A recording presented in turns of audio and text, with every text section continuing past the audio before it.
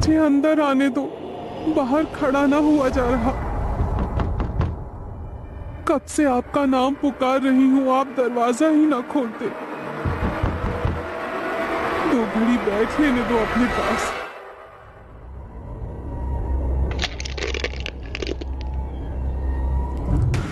सत्तर के दशक की बात है। उस दशक में गर्मी के मौसम में अक्सर ही घर के मर्द आंगन में बिस्तर लगाया करते थे, लेकिन जैसे ही मौसम करवट लेता, आंगन और छत दिन ढलते ही सुन पड़ जाते। नवंबर का पहला सप्ताह था। हल्की गुलाबी ठंड ने दस्तक दे दी थी। मोहन जिद पर अड़ा था कि वो अभी भी अपना बिस्तर बाहर आंगन में ही लगाएगा। बेटे के दिल की बात वसुंधरा खूब समझती थी। जानती थी रातों को मोहन आज भी पत्नी की याद में आंसू बहाता है। रुक्मणी की याद उसके दिल पर ऐसे बादल बनकर छाई थी कि उसकी मौत के बाद मोहन ने एक बार भी उसके कमरे में पांव नहीं रखा था। कमरे में पत्नी की याद उसे बेचैन ना करे, इसीलिए वो हर रोज आंगन में ही बिस्तर लगाता था। रात्रि का तीसरा पहर रहा होगा। कुंडापुर गांव में अपने दालान में चारपाई बिछाए मोहन गहरी नींद के आगोश में समाया हुआ था। मोहन इतनी गहरी नींद में था कि उसे आसपास होने वाली कोई भी हलचल सुनाई नहीं दे रही थी। नींद में उसे अचानक एहसास हुआ कि जैसे किसी ने उसका नाम लेकर उसे पुकारा है। एकाएक ही उसकी नींद टूटती है और वो घबरा कर उठकर बैठ जाता है। मोहन को बाहर आंगन का दरवाजा पीटने की लगातार आवाज सुनाई दे रही थी। इतनी रात को कौन आ गया जो ऐसे दरवाजा पीट रहा है? अरे माँ की तो बड़ी कच्ची नींद है, जरा सी आहट होने पर उठकर बैठ जाती है। आज इतना शोर होने पर भी माँ दिखाई क्यों नहीं दे रही? मोहन हैरान परेशान होते हुए दरवाजे की ओर कदम बढ़ाता है। तभी उसे पीछे से किसी की आवाज सुनाई देती है। कहाँ जा रहा है इतनी रात को? मोहन ने पीछे मुड़ के देखा तो पाया उसकी माँ वसुंधरा ठीक उसके पीछे खड़ी हुई थी। कब से कोई दरवाजा पीट रहा है, मेरा नाम लेकर भी पुकारा कई बार। दरवाजा खोलने जा रहा हूँ। मेरी तो आज बड़ी गहरी नींद लगी थी। आपको भी आवाज नहीं आई थी क्या? कैसी बात कर रहा है छोरा? कौन इतनी रात को दरवाजा पीटेगा? अरे तुझे वहम हुआ है, मुझे तो दरवाजा पीटने की कोई आवाज नहीं आ रही। सो जा चुप करके। ऐसे आधी रात में बिना सोचे समझे दरवाजा नहीं खोलते। अरे नहीं माँ, मैं कोई झूठ थोड़ी ना बोल रहा हूँ। मुझे कोई वहम ना हुआ, सच में अभी कोई दरवाजा पीट रहा था। अरे कुछ सपना देख लिया होगा। चल अब सो जा। अच्छा, वैसे इतनी रात को तुम यहाँ? मैं भी बाथरूम जाने को उठी थी, तभी देखा तू उठकर दरवाजा खोलने जा रहा है तो तुझे टोक दिया। माँ के कहने पर मोहन चुपचाप जाकर अपनी चारपाई पर लेट जाता है। लेकिन अब जैसे नींद उसकी आंखों से कोसों दूर चली गई थी। वो अभी भी असमंजस में था कि उसने जो महसूस किया वो उसका वहम कैसे हो सकता है। जो आवाज उसने सुनी वो झूठ नहीं हो सकती थी। मोहन चारपाई पर लेटा करवट बदल रहा था।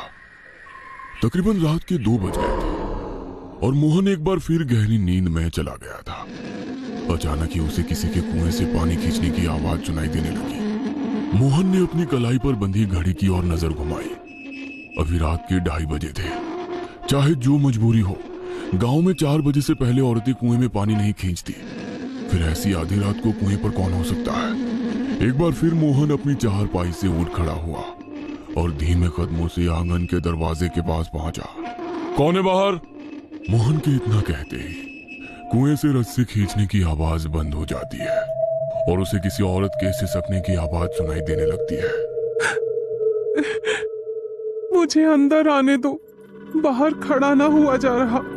कब से आपका नाम पुकार रही हूँ, आप दरवाजा ही ना खोलते। दो घड़ी बैठ लेने दो अपने पास। किसी औरत की करुणा से भरी आवाज सुनकर मोहन दरवाजा खोल देता है। देखता है कि सामने लाल घूंघट ओढ़े एक स्त्री खड़ी हुई है। मोहन उसे लाकर अपनी चारपाई पर बैठाता है। आप भी मुझे पहचानने में गलती कर गए जी। इतनी जल्दी भूल गए क्या मुझे? मैंने आपको कितना पुकारा लेकिन आप सुनते ही नहीं। रुक्मणी, तू है क्या? घूंघट हटा, दिखा मुझे। ये तू ही है ना? मैं तेरी आवाज पहचानने में धोखा नहीं कर सकता। नहीं, ऐसे नहीं दिखा सकती आपको। थोड़ा इंतजार करना होगा। अच्छा एक बात बताओ, मेरी याद आती है या नहीं? तेरे बिना तो ये घर ही नहीं लगता रे। तू क्यों चली गई मुझे छोड़कर? मैं ना मानती। जो मुझे याद करते तो अकेले कैसे रह लेते? बोलो, साबित करोगे अपना प्रेम? हाँ हाँ बता, क्या करना होगा? अमावस्या की रात मैं आऊंगी तुम्हें लेने। अगर प्यार करते हो तो मेरे साथ चलना होगा। बोलो, चलोगे ना? अभी मेरा जाने का समय हो गया है, मुझे चलना होगा।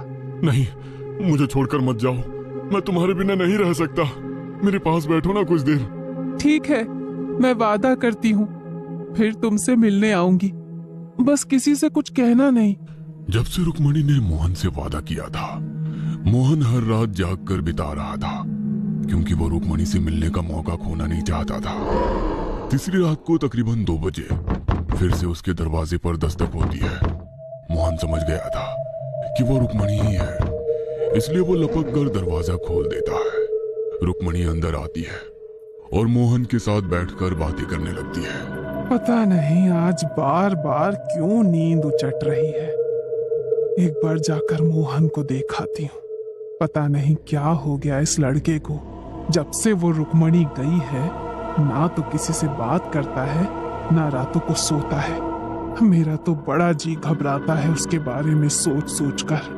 मोहन की माँ बाहर आंगन की तरफ आती है तो देखती है कि मोहन चारपाई पर बैठा हुआ है। चारपाई के थोड़ा और करीब आने पर वसुंधरा देखती है कि दिन भर एक भी शब्द अपने मुंह से ना निकालने वाला मोहन आंगन में लगे खाली झूले की ओर मुंह करके जाने क्या बड़बड़ा रहा है, और झूला भी लगातार हिल रहा है। मोहन, यहाँ अकेले में बैठा क्या बड़बड़ा रहा है बेटा? चल अंदर चल, ठंड बढ़ रही है, यहाँ तबीयत खराब हो जाएगी। माँ, मैं अकेले नहीं था, वो रुक्मणी है ना यहाँ, उसके साथ बातें करते रात बड़े आराम से कट जाती है। क्या? रुक्मणी? कहाँ है रुक्मणी? वसुंधरा के इतना कहते ही हिलता हुआ झूला अचानक से रुक जाता है। लो, चली गई। उसे तुम्हारा यहाँ आना अच्छा नहीं लगा, तुम्हें गुस्से से देख रही थी। बेटे के मुंह से ऐसी बातें सुनने के बाद वसुंधरा के पैरों तले से जैसे जमीन खिसक गई थी। किसी तरह अपने आप को संभालते वो अंदर गई और जाकर अपने पति को जगाने लगी। अरे मोहन के बापू, अरे उठो। मैं कहती थी छोरे को अकेले बाहर आंगन में मत सोने दो, लेकिन आप लोगों ने मेरी एक बात पर भी गौर ना किया। अरे कुछ पता भी है क्या चल रहा है आपके छोरे के साथ? अरे भाग्यवान, क्या हो गया? क्यों आधी रात को शोर मचा रही हो? वसुंधरा कुछ भी कह पाती, इससे पहले ही उसे चक्कर आ जाते हैं और वो बेहोश होकर जमीन पर गिर पड़ती है। अगले दिन सुबह वसुंधरा को तेज बुखार ने जकड़ लिया था। उसकी हालत इतनी खराब थी कि मुंह से शब्द भी नहीं फूट रहे थे। किसी तरह शाम होते होते बुखार कम हुआ तो उसने मोहन को अपने पास बुलवाया। मोहन, आज के बाद तू बाहर आंगन में नहीं सोएगा, और मैंने पहले भी कहा है, तू हनुमान चालीसा का पाठ किया कर बेटा। तू सच सच बता छोरा, क्या सच में तुझे वो रुक्मणी दिखाई देती है? माँ, जीते जी तूने उसे चैन से रहने ना दिया, अब मरने के बाद तो उसे चैन लेने दे। और मैं बता रहा हूँ, अगर मेरे और रुक्मणी के बीच में आप लोग आए ना तो अच्छा ना होगा। वैसे भी बस 1 हफ्ते की बात है, उसके बाद मैं यहाँ नहीं रहने वाला। क्यों? कहाँ जा रहा है? तू बावला तो नहीं हो गया है? जा रहा हूँ अपनी रुक्मणी के साथ। वैसे भी मेरा मन नहीं लगता अब इस घर में, जहाँ वो रहेगी मैं भी वहीं रहूंगा। होश में आ छोरा, लुगाई के गम में बावला हो गया है क्या? कुछ होश है तुझे? क्या कह रहा है? अरे मर चुकी है रुक्मणी, और मरे हुए के साथ मरा नहीं जाता। अब वो तेरी लुगाई नहीं, एक प्रेत है। खबरदार, जो मेरी रुक्मणी के लिए कुछ कहा तो। अचानक ही मोहन की आंखें सफेद हुई और उसका चेहरा बदला बदला सा लगने लगा। दोहरी सी आवाज में उसने कहा, जब ये मेरे साथ जाना चाहता है तो तू बीच में क्यों आ रहा है? दूर रह वरना पछताएगा। मोहन का ये रूप देखकर घर में सभी सदमे में आ गए थे। उसके बाद किसी की भी मोहन से एक भी शब्द कहने की हिम्मत ना हुई। कुछ देर बाद मोहन थोड़ा सामान्य हो गया था, लेकिन उसके चेहरे पर एक अजीब सी बेचैनी दिखाई पड़ रही थी। अगले 2 दिनों तक मोहन ने ना किसी से बात की, ना ही कुछ खाया पिया। बस बेचैनी में वो हर समय अपनी उंगलियां आपस में रगड़कर अपने कमरे में चहलकदमी करता रहता और रात में सबके सोने के बाद आंगन में अपनी चारपाई लगा लेता। छोरे के रंग ढंग देख रहे हैं जी आप? अरे पूरी तरह से उसके बस में हो गया है।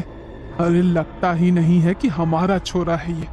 अरे मुझे तो लगता है सच्ची में ले जाएगी हमारे छोरे को वो। कुछ करो, नहीं तो हाथ धो बैठोगे उससे। रुक्मणी मोहन की पत्नी और वसुंधरा की बहू थी। 16 की उम्र में ब्याह कर वसुंधरा के घर आई थी। ससुराल में पति मोहन से प्यार तो मिला, लेकिन सास की नजरों में वो हमेशा खटकती रही।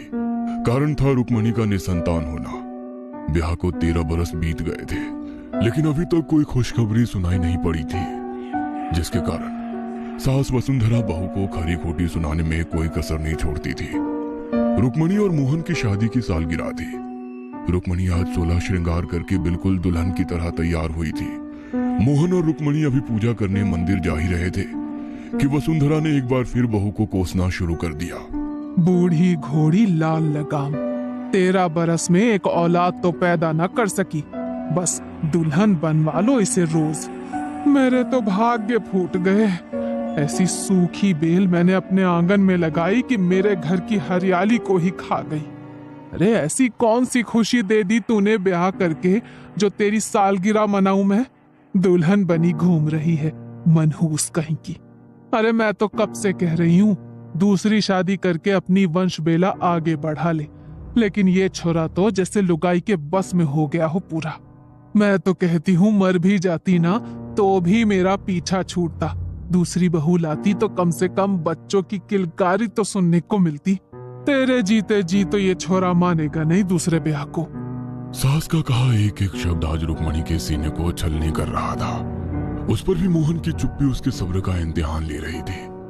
रुक्मणी ने ठहर कर एक पल को पति की ओर देखा और घूंघट में मुंह छिपाकर रोने लगी। जब सास के ताने उसके बर्दाश्त से बाहर हो गए तो रुक्मणी घर से निकली और जाकर सीधा कुएं में कूद गई। जब कहीं घंटों तक भी रुक्मणी घर में दिखाई ना दी, तब चारों ओर सब उसे ढूंढने लगे।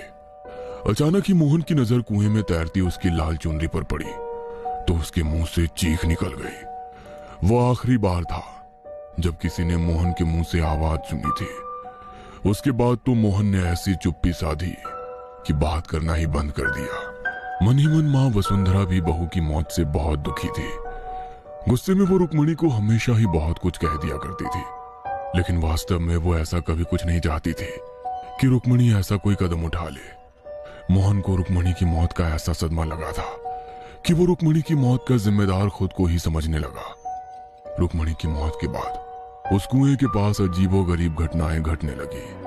कभी वहां से किसी के चीखने की आवाज सुनाई देती, तो कभी कुएं के पास खून की छींटें दिखाई पड़ती, कभी खून से सने पांव के निशान मिलते, तो कभी कुएं का पानी लाल हो जाता।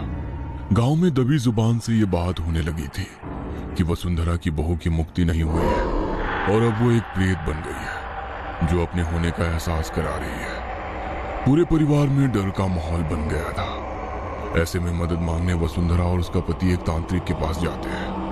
आपकी बहू की असमय मृत्यु हुई है, इसमें कोई संदेह नहीं कि वो एक प्रेत बनकर आपके घर के पास मंडरा रही हो। क्योंकि वो कुआं आपके घर के अंदर ही है, इसलिए सबसे पहले तो आप उस कुएं को घर की 4 दीवारी के बाहर कर दो। बाबा की बात सुनकर घर का दरवाजा गिराकर कुएं के दूसरी ओर से दरवाजा बनाया गया। अब घर के दरवाजे से कुछ ही कदम की दूरी पर ही कुआं था। सबके मन में डर तो अभी भी था, किंतु बाबा के ऊपर यकीन करने के अलावा फिलहाल कोई और चारा नहीं था।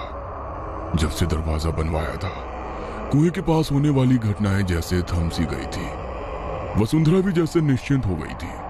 अब शायद रुक्मणी की आत्मा उन्हें नहीं सताएगी, लेकिन जिस दिन से उसने अपने बेटे मोहन को रुक्मणी से बातें करते देखा था, उसके रातों की नींद और दिन का चैन गायब हो गए थे।